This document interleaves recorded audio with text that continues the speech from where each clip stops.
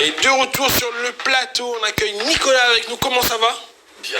Bah oui. Merci de m'accueillir. La dernière fois que tu es venu, tu n'avais pas d'éditeur et là tu reviens avec un bouquin. C'est ça. Incroyable. Et ben écoute, tu es notre dose du jour. On a hâte de discuter avec toi, encore une fois, de ce livre qui est cette fois-ci sorti. On envoie le jingle et on revient tout de suite.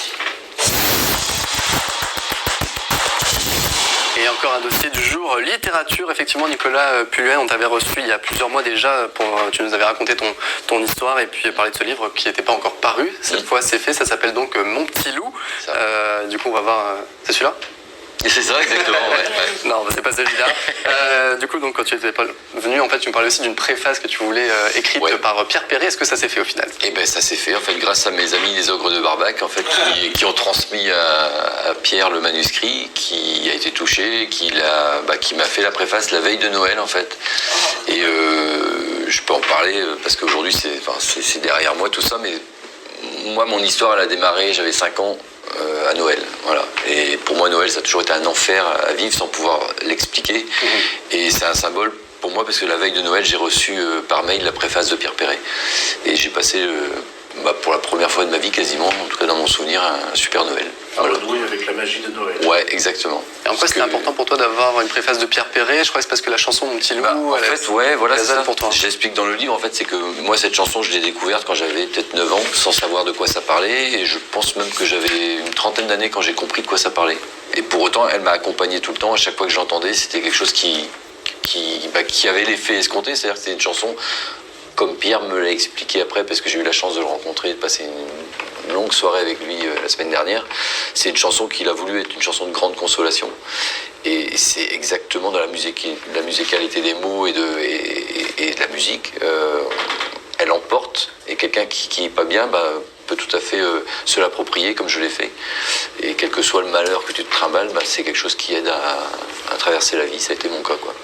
Alors Mon petit loup, donc publié aux éditions Maya, tu racontes du coup les abus dont tu as été victime. Est-ce que brièvement tu peux revenir un instant là-dessus pour donner un peu le sens de ce livre? Je peux revenir, mais quand on parle d'inceste, je crois qu'on sait tous de quoi on parle. Je veux dire, je raconte pas spécialement dans le bouquin ce que j'ai subi, je raconte surtout, oui, j'ai été violé de l'âge de 5 ans à 7 ans par mon cousin. Mais je rentre pas spécialement dans les détails, c'est pas le but. Moi, le but, ce que je voulais, c'était de raconter comment on vit après ça, comment on en chie, comment on est déglingué, cabossé, bousillé, comment on peut arriver à 2 doigts de se foutre en l'air, comment on peut arriver à être toxico pendant 10 ans, 15 ans, et voilà, comment on doit survivre après des abus, parce qu'on est tout simplement, on est fracassé. Moi j'avais 5 ans, j'étais à peine construit quand on m'a démoli, et c'est le cas d'énormément de gens. Donc moi, ce que j'ai voulu faire comprendre dans mon livre, c'est qu'il y a des stratégies de survie qui se mettent en place, naturelles, comme l'amnésie traumatique, qui n'a pas été mon cas, mais l'amnésie traumatique, c'est une stratégie de survie qui fait que on oublie. Pour autant, on peut quand même avoir des symptômes. Il y a des gens qui ne savent pas pourquoi, ils sont anorexiques ou autres. Et quand on creuse, on se rend compte qu'il y a eu des abus sexuels dans l'enfance. Moi, j'ai jamais oublié. Moi, j'ai lutté toute ma vie pour survivre contre ces images. Il y en a d'autres qui luttent pour se foutre en l'air, c'est une de mes histoires. Il y a le déni, il y a aussi le fait qu'il ne faut pas négliger dans des histoires que je raconte, qui est un récit, une fiction, c'est le fait de reproduire ce qu'on a subi. Et ça, même si c'est un faible pourcentage, c'est quelque chose qui existe, puisque je pense que quasiment tous les gens qui sont des auteurs d'abus sexuels sont des gens qui ont subi eux-mêmes, quoi. Donc c'est en fait le but de ce livre. Ouais, exactement. Et moi, le but de ce livre au départ, c'est vraiment très personnel, c'était d'aller mieux, de me sentir mieux et de prendre ça comme une thérapie, mais en fait rapidement. Au final, c'est complètement. Cracher tout ce que. Et en fait, je me rends compte qu'en ayant fait un petit peu un 360 de ce phénomène qu'est l'inceste, en évoquant les différentes stratégies de survie, j'ai touché beaucoup de gens. Et ce livre, il me sert aujourd'hui à aller vers les gens, à libérer la parole, tout simplement. Parce qu'il y a plein de gens qui m'écrivent tous les jours, qui m'écrivent sur les réseaux sociaux en me remerciant d'avoir parlé, d'avoir le courage de montrer ma tronche et de dire voilà ce qui m'est arrivé, comment j'ai vécu, d'avoir aucun tabou sur ce qu'a été ma vie, quoi. C'est-à-dire que j'ai eu des belles choses dans ma vie, mais j'ai eu aussi beaucoup beaucoup de souffrance, quoi. Beaucoup de souffrance, et j'aurais très bien pu ne pas être là aujourd'hui, quoi. Et donc là, le livre est sorti à quoi, une semaine, 2 semaines? Il y a une semaine, Une semaine, voilà. Est-ce que tu parlais de retour? Est-ce que tu as des témoignages qui sont montés, peut-être d'autres personnes qui ont été abusées, qui se sont reconnues dans les récits que tu as écrits? Tous les jours, je reçois des témoignages. Est-ce que c'est pas ça le plus effrayant, de dire qu'il y a autant de gens au final? C'est effrayant, ouais. Parce que ça, il y a un an de ça, déjà, j'avais pas dans l'idée d'écrire, mais il y a un an de ça, j'imaginais pas qu'on était aussi nombreux à être touchés par l'inceste, quoi. Enfin, l'inceste ou les agressions sexuelles. Mais ce qu'il faut voir, c'est que quand on parle d'agressions sexuelles sur les enfants, puisque c'est le sujet, 8 cas sur 10, c'est de l'inceste, c'est intrafamilial, quoi. C'est le tonton, c'est le cousin, c'est le père, rarement la mère, mais ça arrive. Mais voilà, c'est des choses dont il faut parler, quoi. Il faut en parler. Moi, j'aurais une question qui en fait en englobe deux. La première, est-ce qu'aujourd'hui tu es heureux? Est-ce que tu es bien? Est-ce que tu es reconstruit? Ce qui a été cassé et réparé? Oui. Grâce au bouquin, grâce aussi à la vie que tu mènes, grâce aussi à ce travail sur toi-même. Est-ce que, par contre, quand tu vois tous ces récits de gens qui sont dans cette tourmente que tu connais tant, est-ce que t'es pas un petit peu, je dirais, attristé, et ça te ramène pas des fois à quelque chose de... Je suis obligé de faire... Si, carrément, t'as raison, je suis obligé de faire super attention. La semaine dernière, j'étais à Paris, j'ai rencontré beaucoup de gens avec qui je suis en contact sur les réseaux sociaux, qui sont des leaders d'associations dans cette thématique-là, et qui sont tous, évidemment, des victimes, quoi. Et c'est des gens qui, depuis 15, 20, 30 ans, œuvrent pour la protection de l'enfance, et qui sont de ce côté victime, en fait, et... voilà, qui leur convient, mais dont ils se servent pour agir, quoi. Moi, j'ai qu'une idée, là, c'est d'en sortir. Hein. Les éviter, égoïstement, les éviter. Alors, je réponds à tous, parce qu'aujourd'hui, je me mets en avant, et c'est obligé qu'il y ait des gens qui m'écrivent, et je leur réponds systématiquement. J'en ai rencontré quelques-uns, d'ailleurs. Mais après, je pense que je tournerai la page, mais pas complètement. C'est-à-dire que j'ai créé une association qui s'appelle Mon Petit Loup aussi, et tous les recettes du livre et les recettes des concerts que je vais faire et les subventions que je vais toucher serviront à faire des ateliers d'écriture pour que tous ces gens qui écrivent, qui disent à vouloir s'exprimer par l'écriture ou le dessin, on va les encadrer avec des psychologues et des artistes pour les aider à sortir quelque chose, quoi. Donc je mettrai tout en œuvre parce que je sais faire ça, je sais faire ces choses-là. Par contre, je serai obligé de me protéger aussi parce que je me suis retrouvé à moitié en vrac il n'y a pas très longtemps, alors que je me croyais fort, mais j'ai assisté à une projection à Paris il y a une semaine. Et ça m'a vachement... Ah bah carrément. Je suis arrivé en me disant, ça va, j'ai fait le plus dur, mais en fait j'étais complètement à l'envers en sortant de là. Quoi. J'imagine.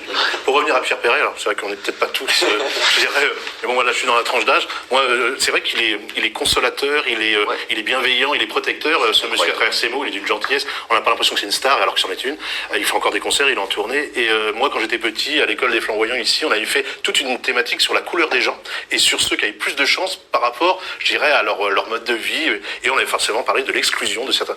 Et on avait utilisé la thématique Lily. La chanson où clairement on fait comprendre qu'on fait venir des gens, enfin, toute l'histoire de cette chanson qui est attristante tout en étant, je dirais, porteuse d'espoir. Et tout comme toi, comme avec la chanson Petit Loup, les mots, je dirais la symphonie même de sa chanson avait réellement joué un rôle important dans le petit spectacle, quoi. Ah mais c'est pas étonnant. Ouais. Mais c'est un humaniste, c'est incroyable. Mais un bien vivant, quelqu'un de... On a bien vécu la semaine dernière. Et 88 ans, c'est incroyable, quoi. C'est un monument et c'est... 88 ans quand même. Ouais. Et avant de terminer, juste, donc on parlait effectivement de Pierre Perret, mais j'ai vu aussi sur tes réseaux, donc il y a plusieurs célébrités, en tout cas avec qui tu es en lien, qui ont posté une photo avec toi du livre. Il y a eu Matmata, Olivia Ruiz.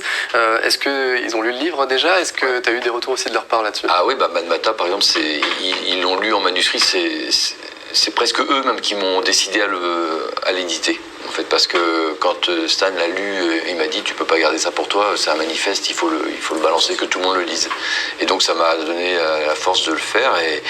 Et puis Olivia Ruiz, j'ai croisé par hasard à un concert, mais je la connais aussi puisque j'avais organisé ces concerts à Brest. Il y a pas mal de gens que je connais dans le milieu puisque ça fait une trentaine d'années que j'organise des concerts.